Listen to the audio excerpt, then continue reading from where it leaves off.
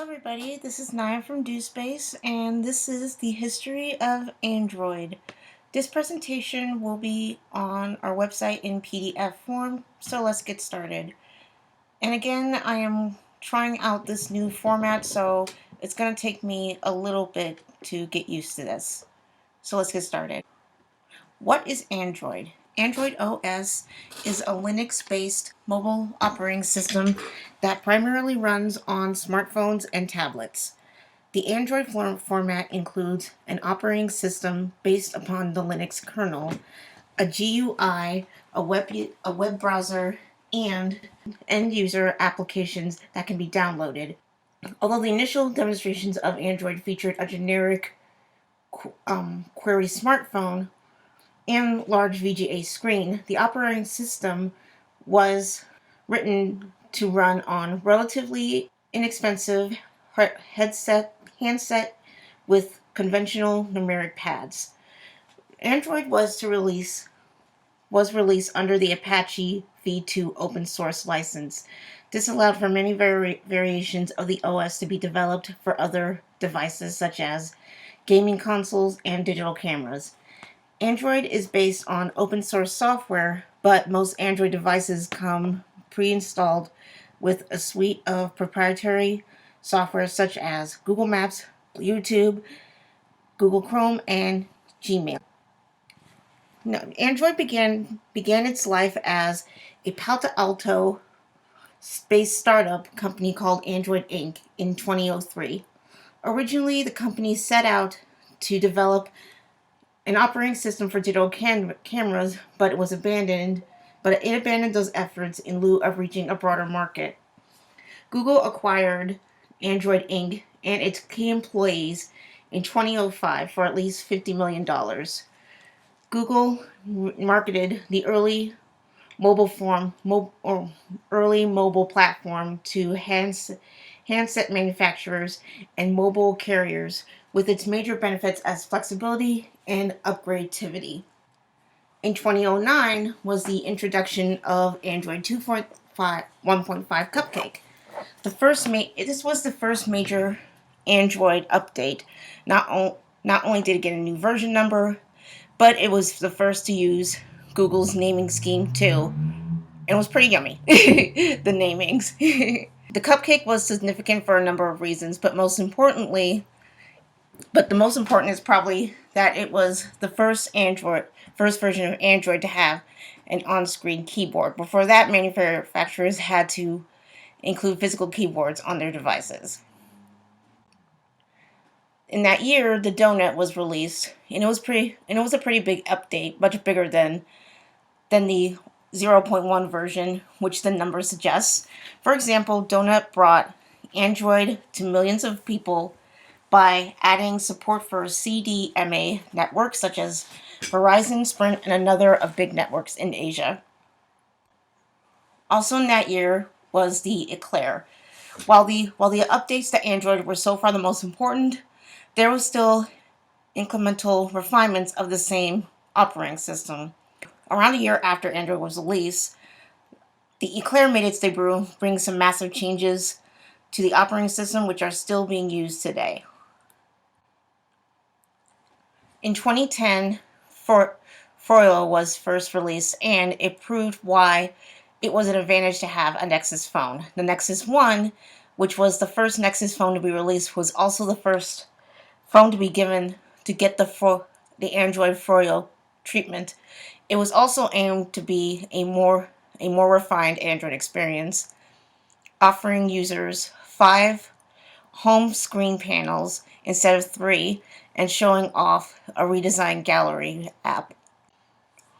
In that same year was the next update was Gingerbread, and it was at that time that the Nexus program finally came into its own with that update. However, Google chose the Samsung-built Nexus S for this, a phone that was derived from Samsung's highly successful Galaxy S series. And this was also another big refinement, and it saw a redesign of Android stock web widgets and home screen. In 2011 was the debut of the Honeycomb, Google had been making waves in the they have been making waves in the smartphone industry for years now, which made their their update a very interesting release purely because it was targeted at tablets, which was beginning to grow at that time. It was even first showcased on a Motorola device that would eventually become the Zoom. In that year, we got the ice cream sandwich, which sounds really good right now. While the Nexus X was a great phone, it wasn't the end all be all in Google's partnership with Samsung.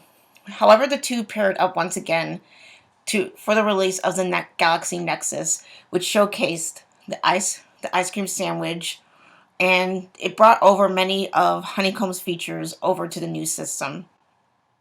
In 2012, Android Jelly Bean was released, signaling a new era for the operating system, even if the OS seemed more or less the same as its predecessor. But if you dig a little deeper, you will see some very important changes. The most important of which was Google Now, which could be accessed with a quick swipe from the home page, from the home screen, and brought information, i.e. calendar events, emails, weather reports, all in one single screen. The features was really Google's first major stab at a digital assistant, and it laid the groundwork for future versions of digital assistants, including Google Assistant. In 2013 was the launch of Android 4.4 KitKat, which coincided with the launch of the Nexus 5, and it came with a number of great features. For example, KitKat represented one of the biggest aesthetic changes to the operating system to date, modernizing the look of the Android. The blue accents found in the ice cream sandwich and jelly bean were replaced with more refined white accents, and a number of stock apps that came with Android were redesigned to show lighter color schemes. In 2014, Android Lollipop, which debuted alongside the Nexus 6, was the first to feature Google's maternal design philosophy. The apps, however, weren't purely aesthetic. The operating system also inhabited a few major updates under the hood. In the following year, the Marshmallow was introduced and brought both design changes and changes under the hood. Most notably, the app menu almost changed completely. Google used a white background instead of black, for instance, and added a search bar to help users quickly find the app they needed. It also brought the addition of the Memory Manager, which allowed users to check on the memory of any app that was in use within the past 3, 6, 12, or 24 hours. In 2016 was the debut of Nougat, and this was arguably marked one of the biggest upgrades to Android in its 10 years, largely because of how small the operating system had gotten. In fact, perhaps the biggest change to Android in Nougat is that Google Now was replaced with the now much respected Google Assistant. In 2017, Android Oreo took the Android format to version 8.0, and in particular brought a ton of multitasking features. Picture-in-picture and native split screen both made their debuts in Android Oreo, meaning that you could continue to watch your favorite shows on Netflix while browsing the web. In 2018 marked 10 years since the Android had launched, and we gotten the Android 2.9 Pie, 9.0 Pie. The Pie brought with it a number of visual changes that made it the most significant update to Android in a few years. But most notably, Pie did away with the 3-button setup that existed in Android for years, replacing it with a single pill-shaped button and gestures for controlling things like multitasking. Last year was simply called Android 10, and this marked a shift for Google. You might have noticed that there's no sugary name for this version of Android, which is a bummer, but that doesn't make no mistake, along with the rollout of the latest version of Android, Google announced rebranding of the operating system, doing away with the naming scheme, and instead sticking with version numbers only, which is understandable, but I kind of miss it. I don't know if you miss it, but I kind of miss it. And it also introduced a new logo for Android and a new color scheme. Now, currently, Android version 11 is under development preview. It may be still in its infancy, but in the progress update, it has already made history by being the earliest developer preview in the form the platform has ever seen. Google announced the first Android 11 preview on February 19th of this year, catching most of the tech community off guard with its nearly a month ahead of typical schedule arrival. For the future, obviously, Android has come a long way from its humble beginnings as a product of a small startup all the way to becoming the leading mobile operating system worldwide.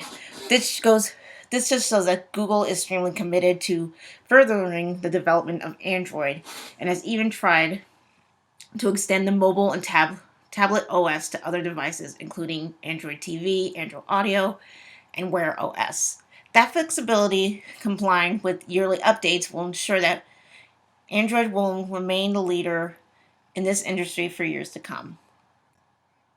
And that was the history of Android. You can find this presentation on dospace.org. Again, my name is Naya from DoSpace. Thank you for listening and have a nice day.